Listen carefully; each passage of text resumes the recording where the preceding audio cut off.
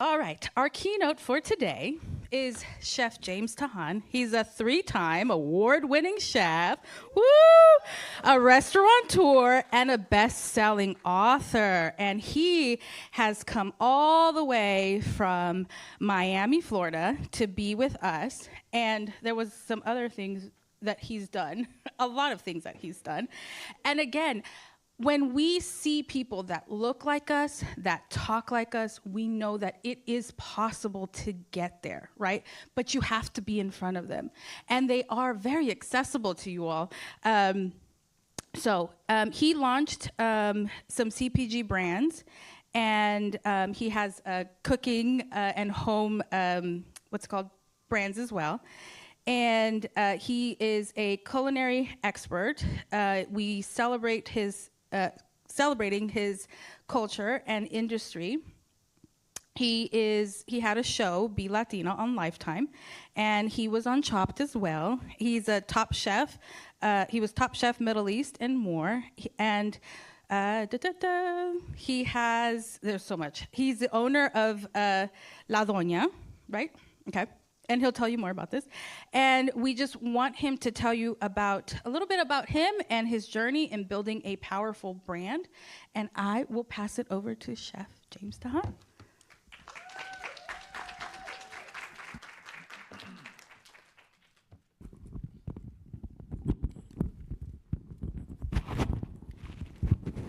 I've done this before. Sorry. It's because y'all, we get talking and... You guys hear me? Yeah. Loud and clear? There we go. Yeah? Yep. All right. Let's get this going. I'm very happy to be here. How are you guys doing? You know, I get to travel all throughout the world doing conferences, and I often talk to people from different, ethnicities and nationalities and everything. I come from Miami. In Miami, they're very loud. But when I was coming here, Karina was telling me like, oh no, in Houston, they're like a whole new level. But that doesn't cut it for you guys. How are you guys doing? Great. That's still not as loud as Miami. I mean, listen, every time when you're shopping for a house or something, or you're renting, a lot of people say, I don't want to have a Latino or a black neighbor because they're too loud. Dude, come on, we're Latinos and blacks right here. Let's go. How are you guys feeling, guys? All right, that's more of what I was talking about. Thank you so much for being here. I'm very pleased to be speaking in front of you all. I honestly do it, this that I'm doing right here, I do it from the bottom of my heart, because I wish, when I started in this industry, I had people like Karina and all the people that make up this amazing organization that actually care for you. We're in a world where nobody cares for anyone. We only care for ourselves. So first of all, and before we start this, I want you guys to give this amazing team a big round of applause for what they're doing for you guys. So just to, expand on the introduction, and I don't want to talk about myself, it's all about you. Today I'm here to give you as much value as I can give you. Like literally, I want you to leave this room being a better version of yourselves and being more hungry than ever to go out there and kill it. First of all, I want to tell you something. What is your goal? Who has a goal? Raise your hand. What's your goal over there? What's your goal? My goal is to have my own food truck. Your goal is to have your own food truck. You know that food truck is out there, right? Yeah. And is waiting for you. Yeah. And if we're sitting at home expecting for the food truck to come to your house, it's not going to happen. You're watching Netflix 6 hours a day. The food truck's not going to come your way. The food truck is out there. And one time when I was starting my entrepreneurial career, somebody told me, "What do you want?" I was sitting in I was sitting in an audience like this, and then I said, "I want to make, my businesses had gone from 0 to over $1 million that year. I was starting. I was very young, and I said, I want to make $3 million this year." And he said, "What are you giving in exchange for making those $3 million?" And I said, "Effort." And he said, "Do you really want the $3 million?" And I said, "I really want the $3 million." He said, you're not willing to give anything in order to get the $3 million. And that's the problem that most people have in terms of mentality. Are you willing to give everything for those $3 million or whatever the goal is? Raise your hand. You are all lying. And I'm going to tell you why. What is your money goal, my friend, over here? She takes, I can tell she's into beauty and makeup. Look at that. You look gorgeous, my Thank you, love. Yeah. I want a picture after this. Of course, we'll take pictures. So tell me, what do you want in terms of money? What's that magic number? 7 million. 7 million. Are you willing to give everything and anything in exchange for those 7 million? I haven't. You really want it. I haven't, but I want to. She hasn't, but she will.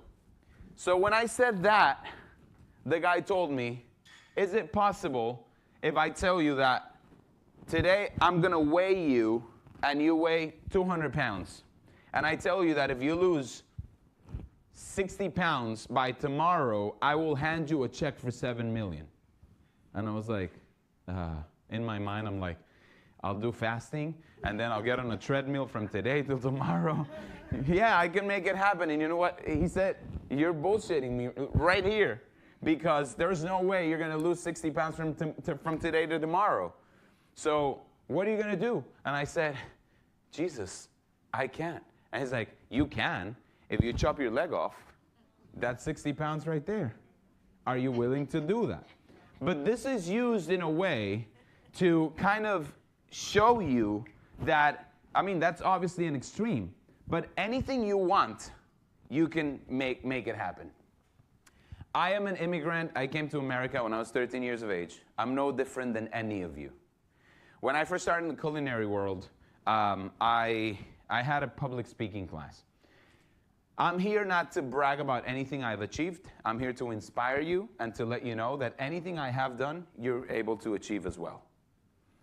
When I first got into my public speaking class, I was, in a stage talking in culinary school.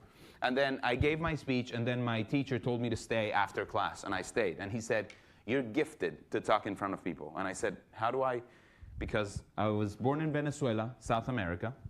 My parents are Syrian, Middle Eastern. And Middle Eastern people are known for like having a deep attachment to money and trade. They like money, and they're very cheap. Fortunately, I didn't get that from my family.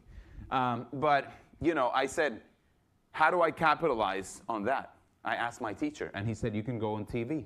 You can talk about brands. You can be a brand ambassador, a spokesperson, etc. And I said, wow, what do I have to do in order to make that happen? And he said, well, I was born in America. I'm an American. And I went to school for that, and I've been trying and trying and trying, and I haven't made it. So for you, you're an immigrant, you're starting your culinary career. I mean, it's too competitive. You're not going to make it, he said. And then you can always shift the identity of your thoughts by understanding that every time somebody tells you you can't make it, you switch that into, I'm going to prove you wrong. How many of you feel that way? And then that our parents told us that was wrong, which is being stubborn, becomes actually your biggest asset. Because yes, you're going to wake up every day and you're going to go out to work, and then there's going to be speed bumps in the road.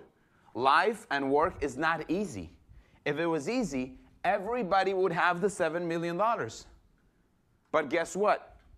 Only 3% of the population of the world, listen to this number, 3% of the population of the world have in their pocket 97% of the money. 3%, that means out of 100 people, 3% have $97 in their pocket. And then the rest, 97% of people have 3%. Why? Because those guys are going not the extra mile, but 10 extra miles. They're putting the work, and they're committed. So he said, listen, you're not going to make it. And guess what? I did not stop until I made it. And I made it into my first national television show. And the first person I called was my mom, and the second person I called was my teacher. And I told him, listen, I'm giving you a call to let you know that today I'm hosting a national television fucking show. And I want you to take that. And I'm no special. I'm dumber than most of you, honestly. Like, it's just about that commitment and the willingness that you have 24 hours a day to make stuff happen. And how are you making progress every single day? If you're doing the same thing and expecting a different result, you're as dumb as I am. If you switch constantly into doing new things and doing different things, you're going to get different results. I made it into television, and every single one of those dreams that I put in my first ever vision board. How many of you have a vision board? If you have goals and you don't see them and obsess with them every single day, they're not goals, they're dreams. And if you don't know how to achieve or go after that dream, the goal is always going to stay there. You need to write down your roadmap. If you want $7 million, break it down. How does $7 million look in a year? How they look in a month? And how they look over a week? If I want to make $1 million, I know for a fact that's $3,000 roughly a day that I need to bring into my company in order to make $1 million. So how does that look? What do I have to do every single day to bring into my company $3,000? So that adds up to $1 million a year. Big goals are intimidating. 7 million is like, oh my God, I can barely pay rent. How do I make 7 million? It's intimidating. Now, if you break it down into daily tasks, it becomes super simple. So in my vision board, I wanted to have products, I wanted to have books, I wanted to be in television, I wanted to be a chef, I wanted to have so many things. Each one of those things, I achieved. And as Karina was saying, I hosted every show I once saw on television when I was a young chef. And I was like, oh my God, Emeril Lagasse. And I got to cook alongside Chef Emeril and do events with him and travel with him. I've cooked alongside some of the best chefs in the world. I have restaurants, books, lines of products. I have my own cookware. I have everything that I once had in my dreams, but I worked for it. And that's the most important thing. Nobody gave me anything. We came to America, me and my mom, we had $300 in our pocket. So sometimes when we face struggle, and all this is not part of everything I said wasn't part of the presentation, but I think it's important for you to know this. As I was talking about struggles, we learn from struggles. And the more we face, challenges, at the moment we don't get it. And we're like, oh my God, why is this happening to me? Who had felt that before? And who has also felt like, it almost like all the problems, it's almost like they all come at once. And then you're like, oh my God, how is it possible? My car broke, I'm sick, I got this bill to pay, my mom, broke a rib and this and this and that. And then you're like, oh my God. But it's all teaching you a lesson, and it's making you stronger. Believe it or not, right now you won't get it. But in a month, you're bulletproof. If that happens again, you have a solution. So every problem you have, there's a way out. And then it's teaching you a lesson. So once I was in a conference and somebody asked me like, oh, you're talking about problems and dealing with problems. The biggest problem is to think that we shouldn't have any. That's the biggest problem. If you're not having problems, you're numb at home and you're not doing anything. The bigger the company, the bigger the job, the bigger everything, the bigger the problems. So if you're having bigger problems, literally, thank God for that, because you're doing something important. So I made everything happen with work and having my goals. So this presentation is called Atomic Growth and unleashing the power of your brand.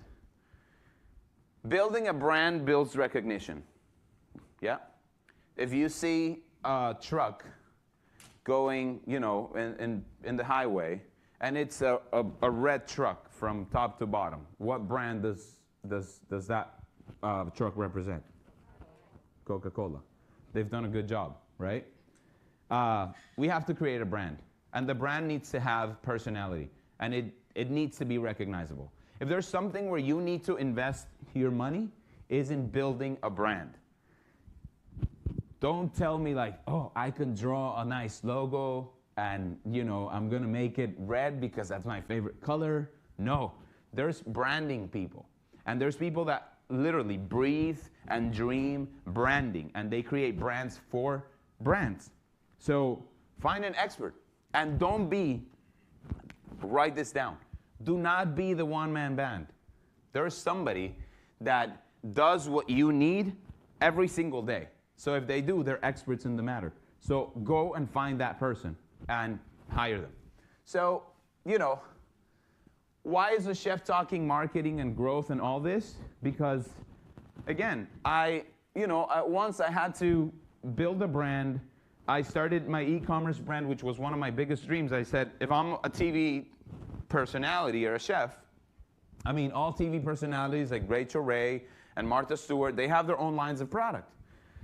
But it was so impossible for me to handle that business. You know, that's a picture of me in my garage, packing orders. I had to be in the morning show by 5 in the morning. I would finish packing orders at like 2 in the morning. No sleep. I got sick. It was all bad. So I was like, you know what? I'm done with this. Marketing was super uphill. Like I just, you know, I would hire a marketing company, and marketing companies sucked. It's like nobody cares for my growth but me. So I decided to just build my own marketing agency. And I said, instead of being a piece of the puzzle, I'll become the puzzle. So I built a team. I started, you know, looking for people that were very smart and good in their areas. And instead of me posting on social, and instead of me fulfilling orders from my e-commerce, and instead of me doing all that minutia work, you know, I hired a team. So the team started working for me, and eventually that team, my brand started gaining tons of attention. And then a lot of the people that worked with me on TV, they were like, oh my God, I see your brand everywhere, and I see your ads everywhere, and I see your products. Who's doing that for you? And I was like, oh, my own team. And they're like, can you help me? And then I was like, yeah, I can help you and charge you for that. So then it became, you know, a multi-million-dollar marketing agency, and it came out of necessity. And, you know, I went from not only building the brand to, you know, a word that has been with me and I think has been key to succeeding in every single business venture that I get myself on. And that word is the first word that you see up there. How many of you are obsessed with what you do? How many of you? If you're not, you have to. And I'll tell you why. Again, it's about mentality. And it's a way on how you see things. If I wake up in the morning, think about this. It's all about mentality. If I wake up in the morning, I want to make $7 million, but I'm like, oh shit, I gotta go to work. Jesus Christ. Oh my God, the vendor and the freaking guy that's sick and this and that. Do you think that from an energetic perspective is attracting 7 million? To me, that's taking the 7 million away from you, if you think about it. So it's about being obsessed. Now, what are you obsessed about? Not work-wise, like tacos. If the gentleman over here is obsessed with tacos, the guy wakes up in the morning and he wants to eat his breakfast tacos. And then not only that, but like he's into like, I want to research and I want to go around tasting the best possible freaking taco out there, you know, and I'm going to go online and I'm going to try this guy and then the other guy people are talking about, and then I'm going to find some ideas from her, and then I'm going to go to Mexico City because in Mexico City they said there's the best tacos at Pujol, maybe. So he's obsessed. And guess what? He's enjoying the process of understanding and learning about the tacos. Are you doing that for your business? If the answer is no, then we need to start doing it right now. If you obsess with something, there's a magic phrase that stuck with me, and it was, where focus goes, energy flows. Write that down. Where focus goes, energy flows. If you're obsessed and you're thinking about it in the morning, mid-morning, afternoon, noon, night, in your dreams, you're obsessed. And once you're obsessed, things magically start to happen. Because the more you think about something, and let's say my e-commerce, it was a business I wanted to grow over $1 million when I started it.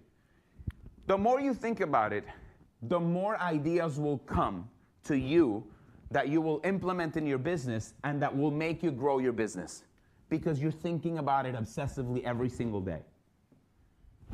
It's that simple. Obsess about whatever it is that you're doing and you're going to see great results. And write it there, obsession. And if you can put a picture in your car of whatever it is, the magic number, whatever it is that you want to achieve, put a little picture in your car, put a little picture in your computer, put a little picture in your mirror. And yes, it sounds old school, but guess what? Every time you pass by, you're going to see the car of your dreams. You're going to see the $1 million, and you're going to be like, you know what? If you're not motivated that day, you're going to be like, you know what? This thing is motivating me right now because it just reminded me that I have a mission. And the mission is to get the money, to get that $1 million. The $1 million is out there. You have to be creative on how to go get it. I always tell people, I was never a party guy. I was never a drinker. I was never, because I was always committed. Most of my friends would be like, oh my God, but like, don't do that live that you're going to do today to sell your pots and pans. Let's go out and have a drink. And I was like, dude, I wish I could, but like people have my money and I have to go get it. It's that simple. Write that down. People have your money and you need to go get it.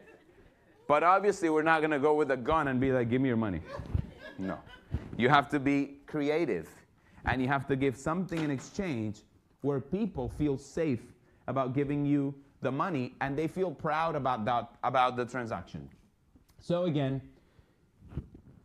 the key to me was when people tell you this, excuse my French, I went to French culinary school, so I speak French. When they give you this bullshit of like, it's about not working hard, but working smart. Bullshit.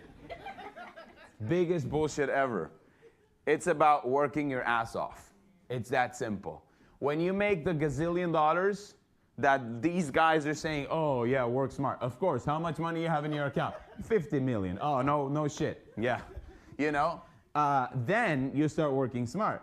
But in order for you to work smart, you have to work hard initially. And the only way out is outworking everybody that's doing what you do. Outwork them. Put more hours. You're either going to get recognition for your product, your service, or people are going to say like, what a hard-working guy.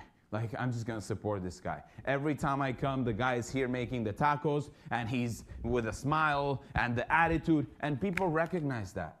And when you're working and people see it, they're going to come support you. You guys have done it for somebody, in the past, if you think about it. So, the formula. Who wants the formula? Okay, I'm leaving. Nobody wants the freaking formula. I'm leaving. I'm going home. Carrie, can I just go home? They don't want the formula. Who wants the formula? Okay. All right. So number one, we create a brand. And you can take pictures of this. You create a brand. Create tons of social media content. Back in the days, who's not on social media? Why? What? Why?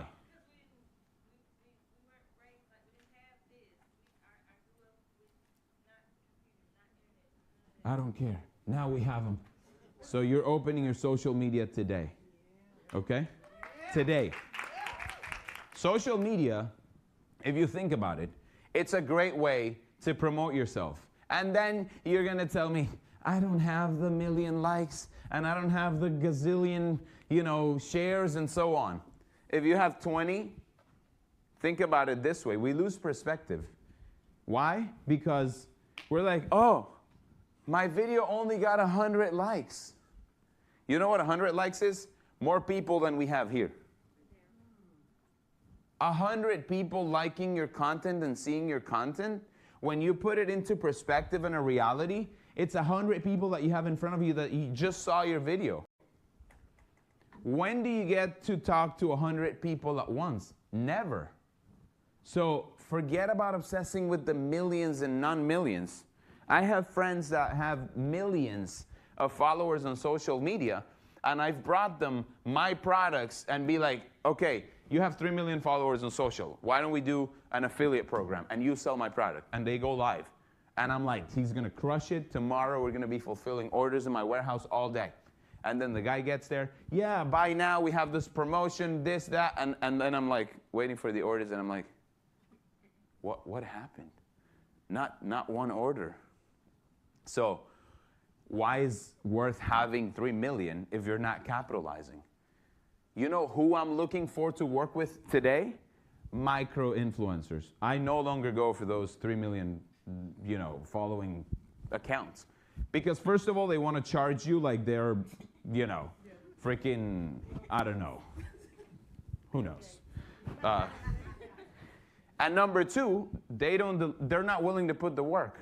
So when you find a micro-influencer and you're like, hey, you want to work with me? And they're like, nobody pays attention to me because they're looking for the 3 million, following guy. Of course I'm willing to work with you. And then when they work with you, they're willing to go the extra mile and so on. So that's the people you want to work with. So you want to create a strong branding. You want to develop a personality through your social media. Develop a personality.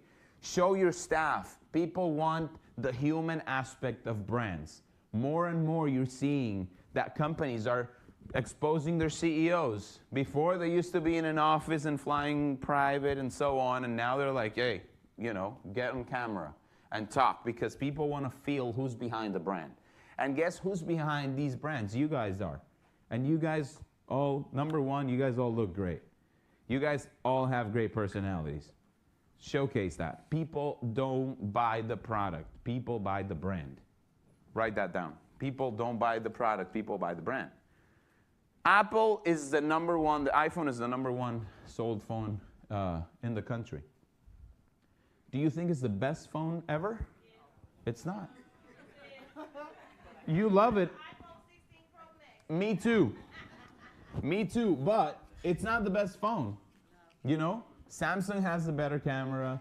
Google has better accessibility and so on. Jesus Christ. Now we're getting into deep stuff right here with the phones.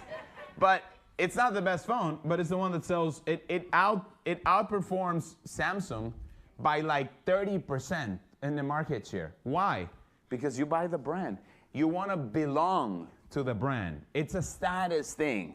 So it's like, oh my God, I have an iPhone. Look how proud she was about her iPhone.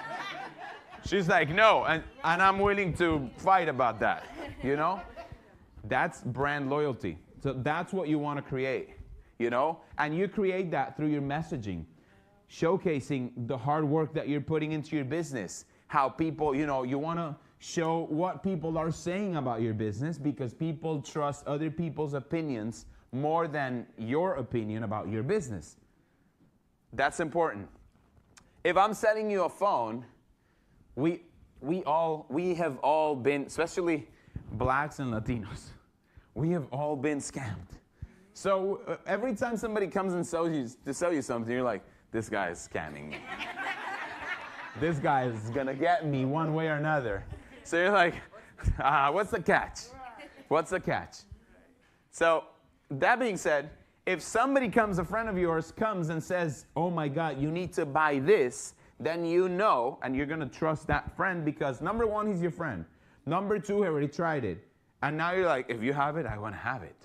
So recommendation is key. So use a lot of testimonials in your business. Now that you've built your brand, we grow your brand. How do you grow your brand? Number one, give away stuff for free. Because if you come to my restaurant and I give you a sample of something and I want you to make a shift, most of the times when you give out stuff, you're like, I had some tomatoes left over that were going bad, so I made a soup, I give it for free. You're giving people crap. You're giving people crap. And you're expecting them to be like, oh my God, you saved my life? No. You know what you gave them. And then you're expecting that to like really create brand loyalty? You're giving me shit.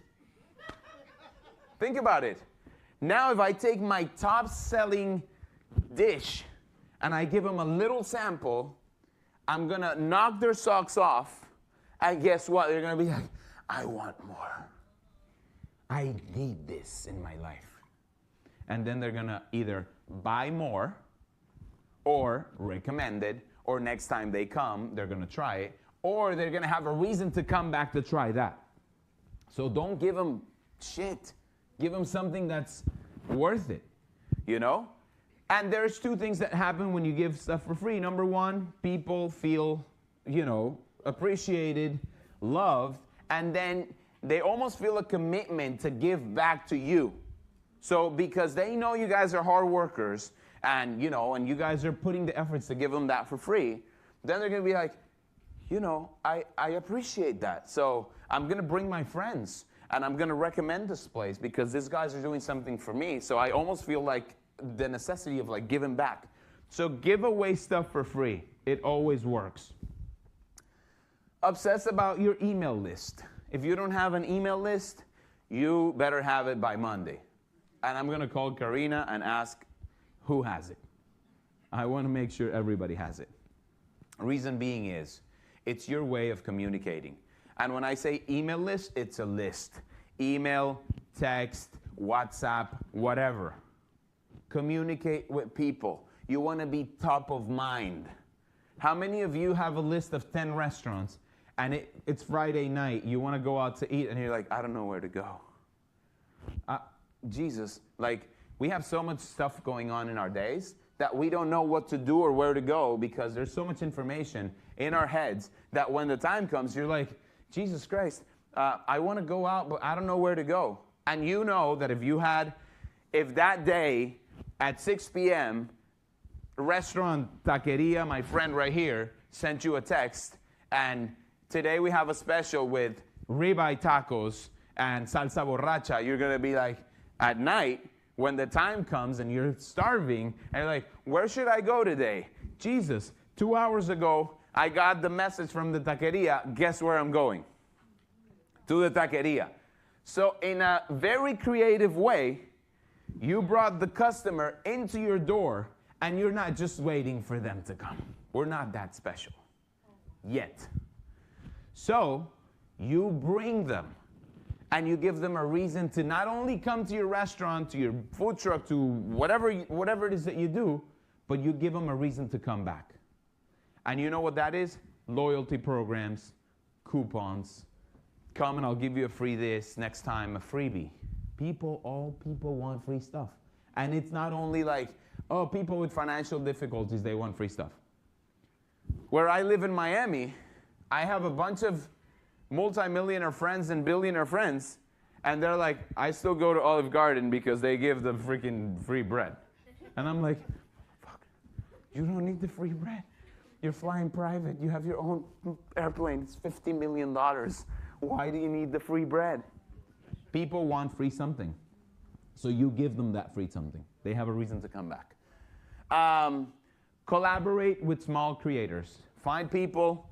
Again, the 3 million following guy is not going to cut it for you because he probably has people following from all over the world. You want somebody local, somebody small, somebody who has a very nice community that, you know, you go on their social and you see people like, oh, thank you for the recommendation, thank you for this, thank you for that. That's the guy you want. First of all, there's a way around it. If you can afford to pay them something, pay them something. If you can't, just tell them, come and eat for free 4 days a month here, you know. You give them an allowance of $50. It costs you much less than 50 because if you sell it in $50, it probably costs you 10. So it costed you to bring this influencer $50 a month, and he's thinking in his mind that it's $200. So it's the perception of value. This is something pretty important. A lot of times when you're going to give something for free, if I was going to give you a coffee for free, I'm going to tell you, I'm giving you this coffee that's $5. So your perception of value is $5. But how much does it cost me? Less than $1 to give you that coffee. But the perception of value is something important that you always want to showcase when you're giving stuff out for free. And then use your social media to go live as much as you can. You know, if you're doing that special, if you're doing that little thing that makes you, that gives you recognition constantly, go live and show that you're doing it. So when you go live, people have notifications in their social media that you're going live. If you have 5 people live or 10, it's okay. You don't need to have 100 or 1,000. I sometimes do lives in my social media where I have 3 million followers and I have 100 people. And I remember once I had 100 people, and one of my influencer friends who had 3 million, who was the one that would, you know, that wouldn't sell anything, would be like, why are you live for 1 hour if you have only 100 people connected? And I'm like, those 100 people are there for a reason. And number 2, those 100 people make me $2,000 or $3,000 in 1 hour by buying my products. So guess what? I'm going live every day, baby. Every day I'm going live. So go live on your social. It's a great tool. It's growing tremendously from a marketing standpoint. You know, more and more. Do it 1 day a week. Do it on Fridays. Do it always in the same day at the same time. So people almost create that habit of knowing that you're going to go live and make the tacos at that specific time every Friday. And they're going to be like, oh, I want to see what he's making for the weekend. All right. So this is my 3-way formula to make more money. Number 1, sell your products. How many of you have restaurants, food trucks here in this space? Raise your hand. Okay. So whatever it is that you sell your products. So let's say I have a restaurant, okay?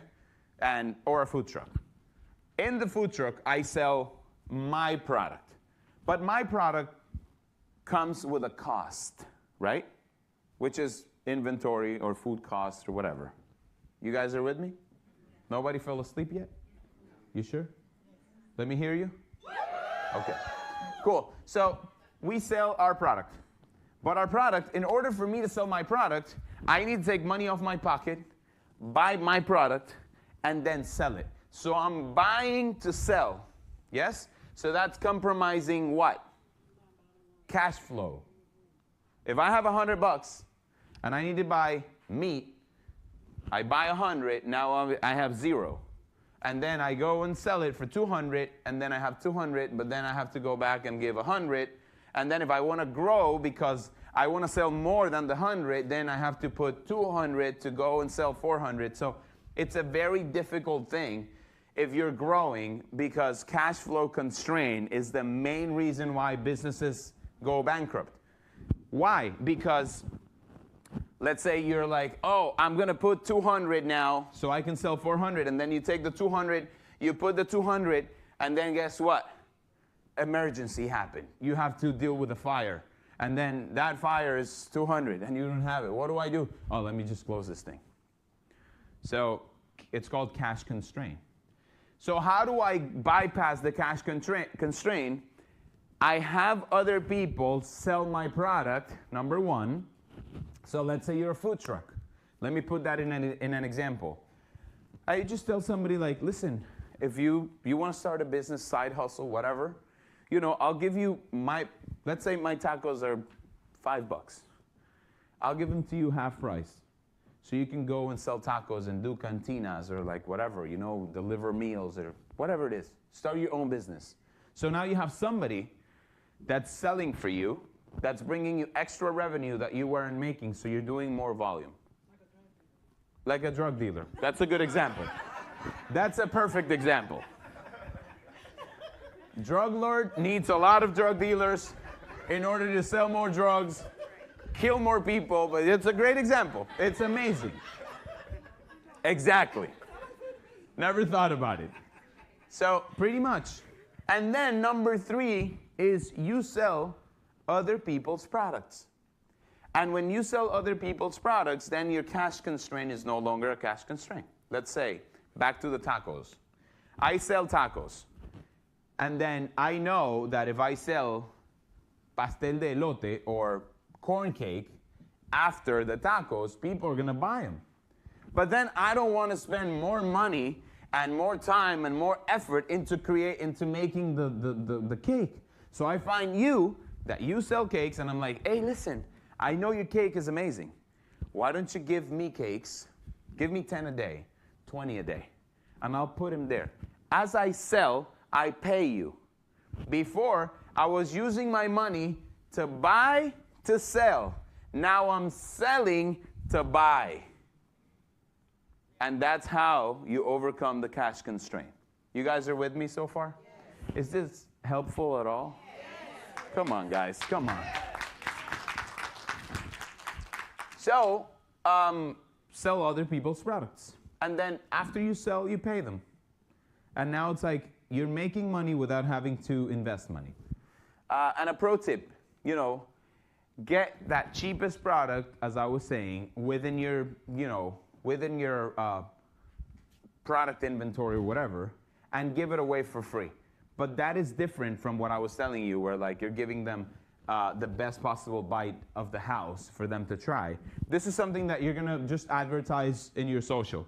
And you're gonna be like, come today and I'll give you this for free for the first 100 people.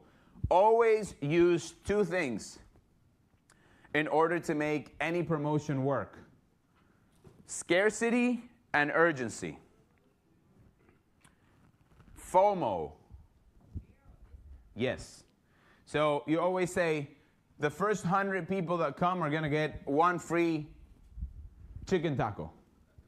So people are going to be like, oh, let me run there, If you just say, like, everybody that comes today is going to get a free taco, then they're like, I don't want to be everybody. I want to be selected. People want VIP. So urgency and scarcity. And then, how can you scale that brand? Well, I could have stayed, being a chef, working at a restaurant, 12, 14 hours a day, making a basic salary or whatever. Or you can diversify within your own realm on whatever it is that you're doing. So how did I diversify? Well, I went from, just being a chef and working in restaurants to doing TV, to creating a line of products, to doing catering, to doing consulting, to doing keynotes, to doing everything. So now you're monetizing your brand from a bunch of different areas or from a bunch of different perspectives. You're monetizing. So when you look at a month, and let's say you have the food truck, and you're doing the food truck, you're gonna make X money. But now if you do the food truck and you have catering, the food truck is going and it's bringing you $30,000 a month, but then you landed 2 caterings and that's extra $5,000 of catering, so now you're doing $40,000 a month. You guys are with me? Yeah. But then you also you're constantly upselling. It's about the game of upselling. Because when you have the person coming in, that's the hardest part, bringing the person in the door. So when they're there and they're buying something, might as well sell them something else. Your average ticket value goes up, you make more money. It's that simple. How many of you think making money is difficult? Raise your hand. I love it. It's not. It's simple. You just have to be creative. So don't just stay in one, in one area. Because the more you diversify within your realm, it's not like now you're gonna, you're gonna jump into a completely different area because that's gonna take knowledge, you're gonna have to study, you're gonna have to do so much stuff in order for you to start a different avenue of business. Focus on your business and grow that business with different avenues of monetization. Maybe, you have a successful taco shop, and then you put in your social media and you say, I'm gonna give a taco making masterclass if you want to master the art of making tacos at home. And it's going to be $50. Come for a day. And you do it in your slowest day of the week. Mondays, nobody comes to my food truck. So you come and I show you how to make tacos. I'm sure people are going to come. And then you sell 30 tickets at a $50 ticket a head. You do the math. $1,500 in your pocket. And that was just another creative way of bringing people in the door. So how to switch your magnetic field. Magnetic field is simple. There's a magnet and there's a metal. Yes? Which moves to which? Anybody knows? The metal goes to the magnet. So that's pretty much how business works. You're constantly chasing customers. You're constantly asking people to buy from you. You're constantly like running behind people to bring people in your door. But how about you switch that? And then, like Apple, I mean, have you thought about it? Like the guys, they announced they're doing the iPhone 16 Pro. And then the day of, you go to an Apple store, and what happens? Lines of people waiting outside. And it's like, Jesus Christ, these guys have done something right from a marketing standpoint. So you want to switch that magnetic field. How? You pretty much want people to come to you because they know that when they come to you, there's always something happening. And you also want to be unpredictable. You don't want to always do the same thing. Because if you do you do 15% off in your next order every time, then there's nothing fun about that. So you always switch, you know, buy one taco, get another free. Buy one taco, we'll give you a drink for free. You know, you're always changing and you're always having a deal. But when you have a deal, never dilute your brand, which means you're not, because then they're going to think you're just always at a discount. Now, even if you play with your numbers and you put your tacos in $10, and then people are like, wow, how are tacos $10? What do they have? Wagyu beef or what the hell? And then you still give them a deal that at the end of the day sounds fair, you're going to end up selling more units. Even if like the taco was $10 and you say, buy one taco and you get one taco free, that's a strategy that all big businesses apply in their, marketing strategies. Like if you go to Macy's, you go 1 week and you go to the Hugo Boss section and then you're like, buy one shirt and get one free. And you're like, oh, that's a hell of a deal. And then you go next month and it says 25% off. Guess what? It's the same exact thing. It's the same exact thing. But it's just put out there differently. So when it's different, you're like, oh, that's a different sale. I'm going to take this shirt again because it has 20% off or 25% off. So you want to become magnetic by being unpredictable, by having reasons for people to come back to you all the time. And then it's almost like when you have a big list, which I told you, obsess about creating the list and bringing those customers into your list, it just becomes the bigger your list, the more so the bigger the list, you send a text message with a promo for the weekend, and then that promo for the weekend, all of a sudden, 1,000 people saw it, and you got 10 people come in the door. But if now that list is 2,000 people, you double down on the people that are coming. So the more you grow it, the better. So how to maintain customers' expectations. If you have competition, go and see what they're doing. Go and see what they're doing, identify where they're failing, and fix it in your place. Customer-centric is the key. You guys have great personalities. Love your customers. Put them customer first before anything. The friendlier you are with your customers, the more reasons they're going to have to come back to you because they almost created a friendship. And when we have a friend, we want to support the friend. So you always want to make sure that you give them 100% of you. If you're having a bad day, you still give them a smile. If you're having a bad day, you still give them a hug. Thanks for coming. Be appreciative. And don't take your customers for granted because it takes a lot of work to bring them in the door. So be nice to your customers. So that is how you maximize your potential. I grew my business from $0 to $1 million, and it was so hard because I did not have the framework. The first $1 million is much harder than going from 1 million to 10 million, believe it or not. And you're like, how in the world? Once you come across that $1 million, the rest is just about tweaking a few things, and then it's almost like immediate how like you go from 0 to 1 million. From 1 million to 10 million. So all these things I'm doing, And everything I'm showing, it's almost like a framework that we now use to grow businesses, because not only I use them for my businesses, but now we acquire other businesses. So people come to us and they're like, I can't grow.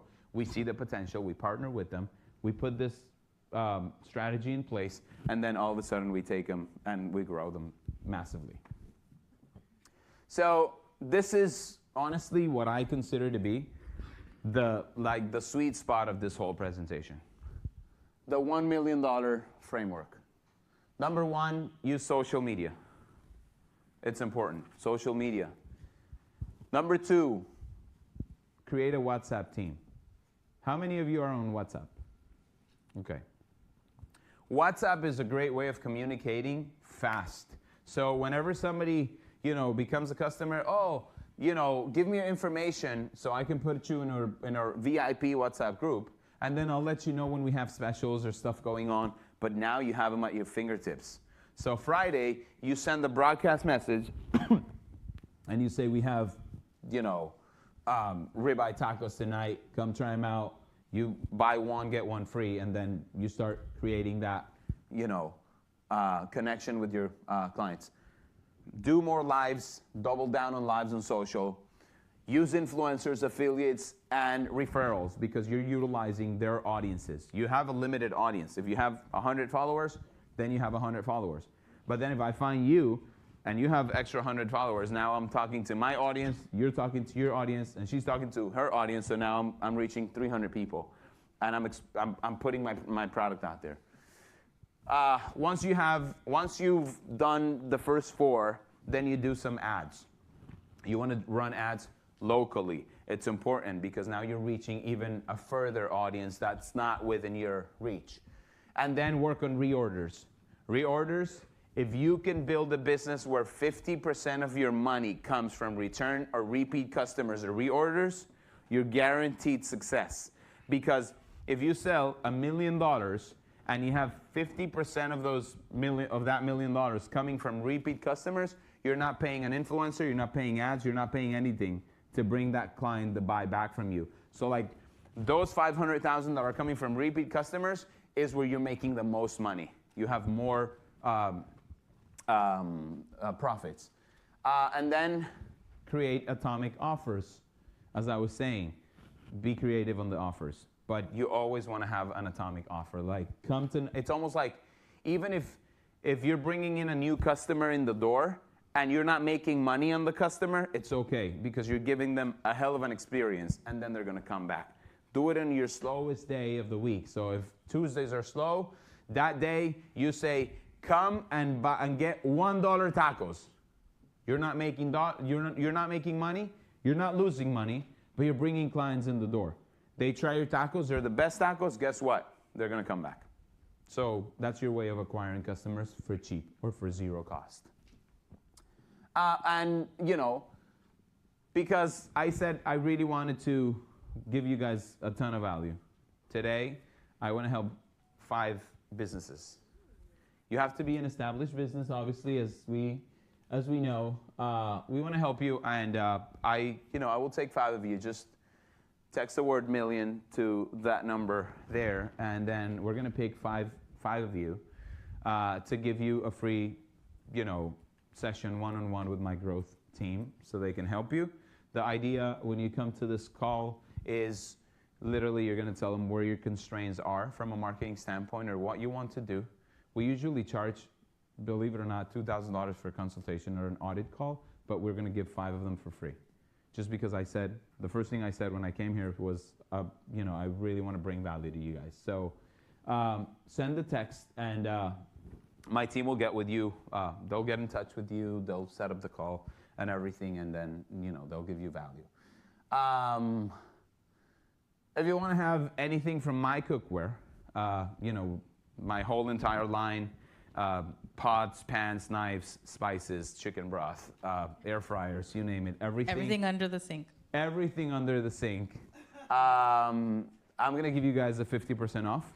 So text the word cookware to 786-593-2062, and my team will get in touch with you, and they'll give you a 50% coupon so you can buy all the Chef James merch and products. Again, that's my way of showing you value and a great way to start 2025 with like the best possible cookware in your home. And of course, you know, if you want to keep in touch to learn more about everything I say and where I am and the cities I visit and the loud cities I visit and so on, make sure that you follow on social, on Instagram, Facebook. We are back on TikTok. And we are back on TikTok. And yeah, make sure you're on social. As I said, it's very important. And every time you're doing something, make sure you tell people to follow you. You know, give them an incentive for you to follow. Like if you follow our account, we'll give you a free coffee, a free this, a free that. You start building a community. The more you do it, the more people you have in your list. The more people you have in your list, the more money you're going to make. I'm James Tahhan. Thank you so much for being here. I appreciate you. Next slide. Next Thank slide. you. Chef, next slide. Next slide. Okay, so we're gonna, cause time, we're gonna take about 2 questions. Fallon, you wanna go? 2 questions. Hi, my name is Lavina. I have a company called Bomb Ass Lemonade. Lemonade that gives a damn. Did you bring me some or what? I wish. Okay. But I want to be one of those 5 companies that you work with. But it's Lemonade that gives a damn because we hire adults with special needs that wouldn't normally be hired. Nice. So my question for you is that you said that not to go for the big influencers. How many followers should they have when we're going for these influencers? Because I need them. I mean, listen, I one of my top grossing, like one of the ones that sells the most, believe it or not, he's a hairstylist. And you're like, hairstylist selling cookware? But it makes sense because sometimes somebody that's not within your niche has your audience, if you think about it. And this guy is all ladies within the age of like 35 and 60. And, you know, they're They need stay-home pots and moms pans, and so right. on. So he has like 100 and something thousand, but I still think that's a little too large. I would go for like the 5,000 to 10,000, you know, following count. Okay. Because those won't charge you. They care. They really want to create a relationship with you, and you know, you can even like tell them, if you know that day come and have your people come to meet you or whatever, and I'll give you X% of my sales.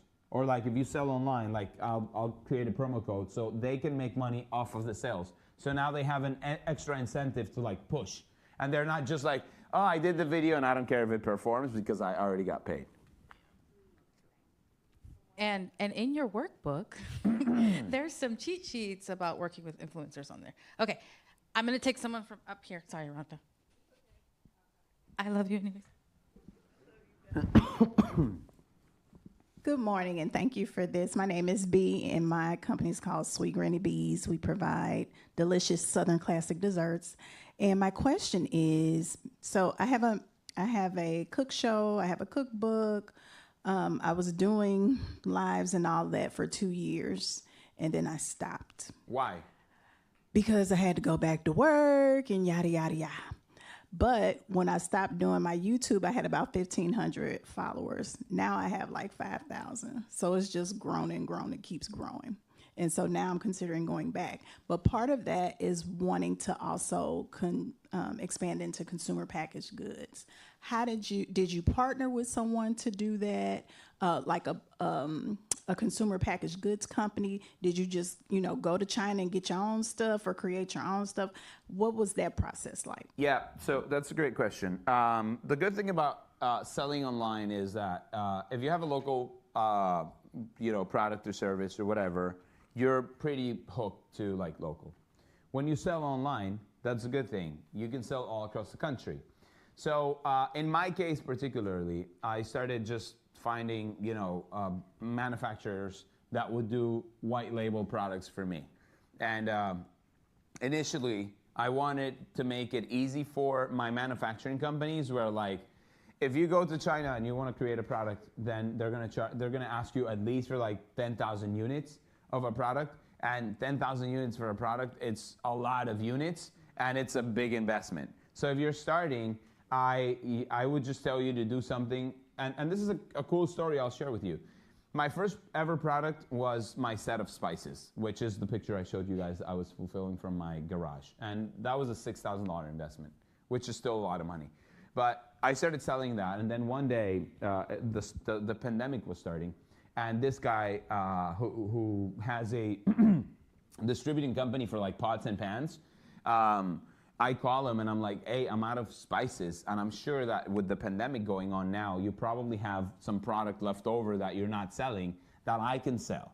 So it was like, yeah, I think it was like 1,000 pans that he had left over from like one of his clients that did not take them.